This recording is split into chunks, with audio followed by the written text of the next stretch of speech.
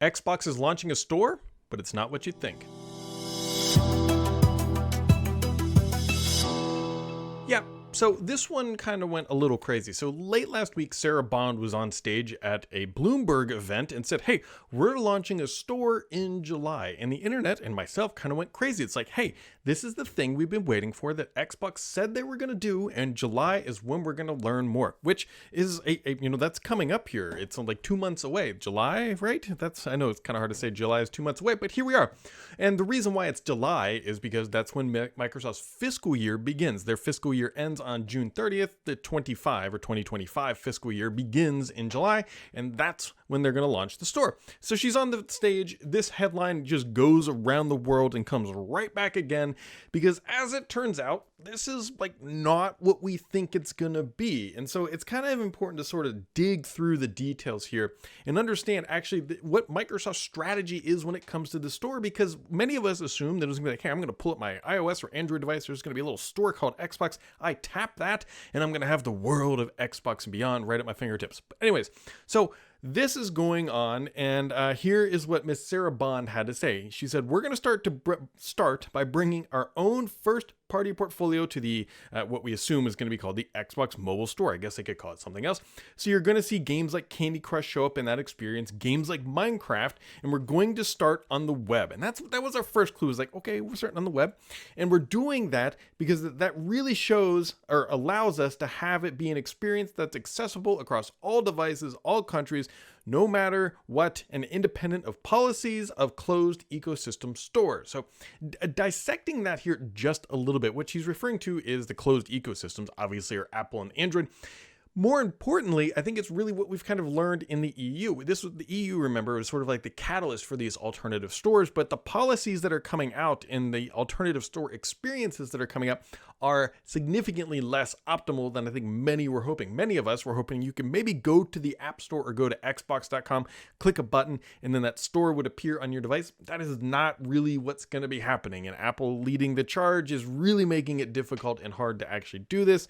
And so bada bing, bada boom. Because at the end of the day, like if you're like me, like what's up on the screen here is like what I expected. Now granted, this is the Xbox app on the PC, but it's this sort of an experience just shrunk down into a mobile factor, right? You've got your games, you've got cloud games, you've got your library, you've got all of your Xbox universe wrapped up into one neat mobile little Xbox universe, and that is your new world for Xbox gaming on iOS and Android.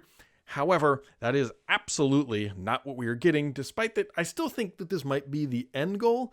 But will Microsoft ever get to this end goal? That's a question that we're going to be finding out here. So after all this goes out, all this, hits the wire and we're like, it's coming.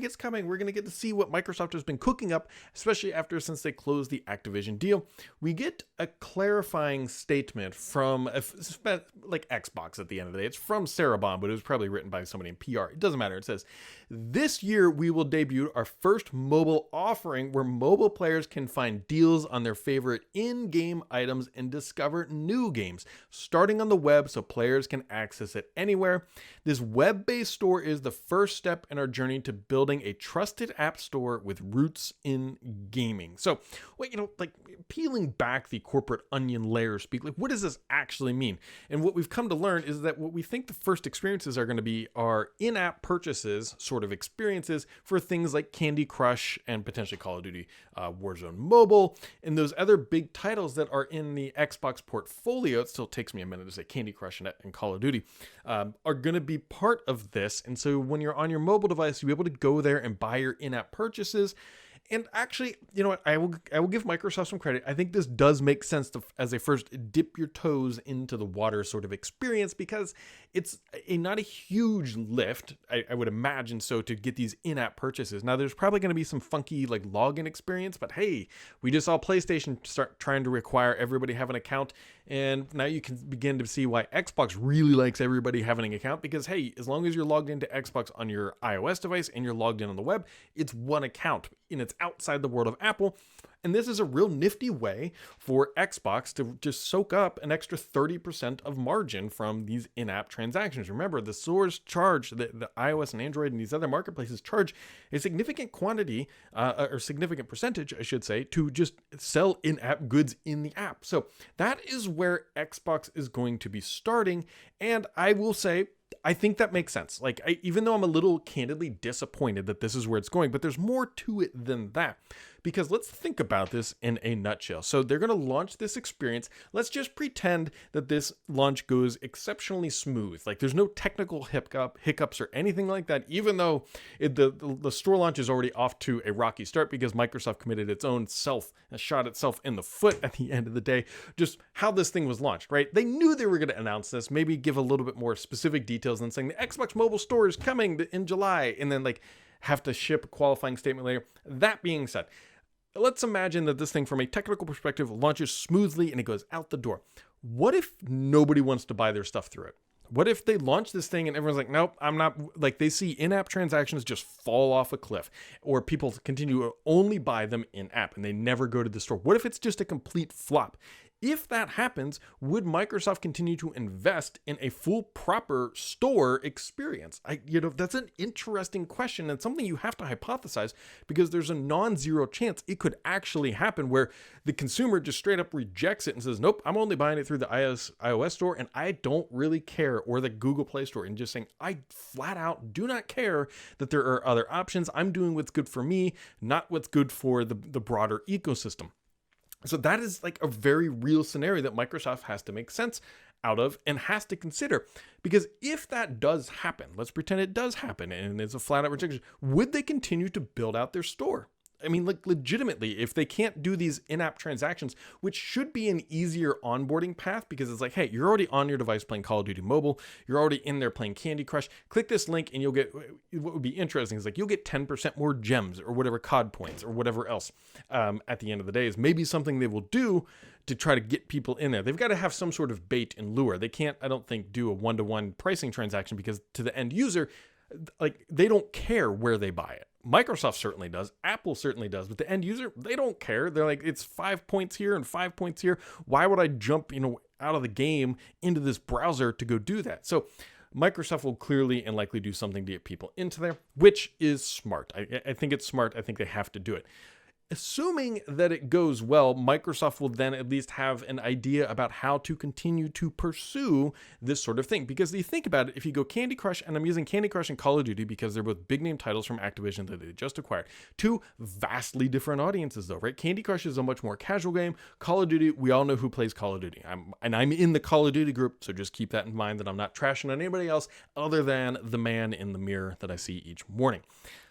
Two different groups. If they see like Call of Duty game, people jumping in there, and it's like a massive, and I mean like a huge differentiator between Candy Crush, then they at least have a path and some data to say, this is how we should approach the market with the Call of Duty store or the Xbox store, make it more traditional gamer centric, if you will. However, if the COD points aren't selling and it's only gems, and like the casual consumer loves the experience because it's so well done, which Microsoft can do, and we'll say that with a smile, then that might make more sense to launch it on a more casual side rather than like the more traditional hardcore gamer. So it'll be interesting to see how Microsoft approaches this and how it reacts, because there's 4 scenarios. One, it's good across all accounts, right? Every title that they do this with, the consumer loves it. It's such a good experience. Things just play out exactly as Microsoft had hoped and predicted, and they continue to build the store that we all expect them to build. So that is scenario 1. Scenario 2 is either like the casual gamer or hardcore gamer continues to do it, and then they have a better direction about how to refine their business model. And then the third option is like, it's just flat out rejected by the end user, and then it just kind of flops. And that would be the worst case scenario, obviously. And there's probably some, you could dice the onion many different ways and say, Brian, but there's like 5 or 6 scenarios, but I'm trying to do the broad buckets here because this is a strategy that Microsoft is walking into a little bit blind, right? Because they don't have a mobile device. They've tried dearly, but that's not coming back. You can keep asking for Windows Phone. It's not coming back. Here's the kicker. Here's the sweetener that I would throw out there. And maybe this makes sense. The best way in the industry right now to gain traction and from a notoriety perspective and everything else is to launch with something like a piece of hardware. And you're going to say, Brad, what are you talking about? We all know about Rabbit R1 that was just released. And we all know the Humane AI because it was just released. Why do we know about them? Because they're actual pieces of hardware. If there was just an app on iOS and Android, nobody would know. They would have gotten zero coverage at the end of the day. So what they did was they utilized the expenditure of the hardware as a marketing lever to launch these products to get coverage at the end of the day. You can see where I'm going with this. Would Microsoft bite the bullet and build an Xbox handheld to help launch their mobile store? You can't rule it out because we know that that is an effective strategy. It would also help give some leverage to their mobile store across many different devices. And a piece of hardware, a mobile piece of hardware with their mobile store makes a lot of sense. Now, granted, there's various ways that can go, and building hardware is very expensive. And Xbox is already shown to be tightening the nuts and the bolts, and the credit card isn't being swiped as freely. But you can't ignore the concept and the process and the ability to launch something like that. So, something to keep in mind. Just something to keep in mind. Just like you should keep in mind that you should always keep it subscribed here, because the only BS on this channel is me.